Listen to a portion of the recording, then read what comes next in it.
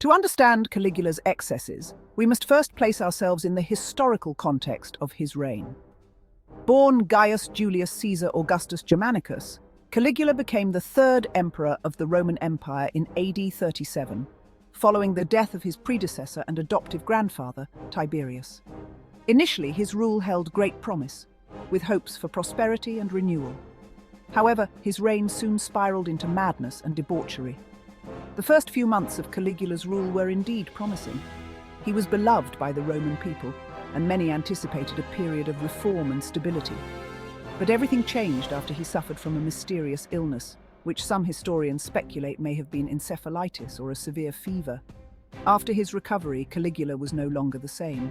His behavior became erratic, cruel, and by many accounts completely deranged. Caligula quickly became infamous for his extravagant parties and sexual excesses. The gatherings at his palace were legendary, filled with tales of unimaginable indulgence involving men and women from all social classes. It is said that the emperor chose his partners from among the banquet guests, regardless of their consent, and forced Roman nobles to participate in these intimate encounters. One of his most notorious acts was turning the imperial palace into a brothel, where he coerced the wives of senators and noblewomen into prostituting themselves under his direct supervision. For Caligula, the pleasure lay not only in the act, but in the humiliation and control he exerted over his victims. His excesses didn't stop with strangers or nobles. His relationship with his sisters, particularly Drusilla, has long been the subject of speculation. Roman historians such as Suetonius and Cassius Dio claimed that Caligula engaged in incestuous relationships with his sisters, even going so far as to declare his intent to make Drusilla his official heir, a shocking and unprecedented move in Roman history. Drusilla's death in AD 38 devastated Caligula.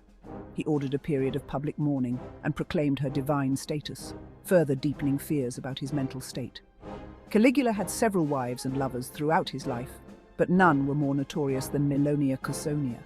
She was not known for her beauty, yet Caligula was obsessed with her, publicly parading her in depraved acts and describing her as one of the most licentious women in Rome. His relationship with Causonia only intensified rumors about his promiscuity and sexual excesses.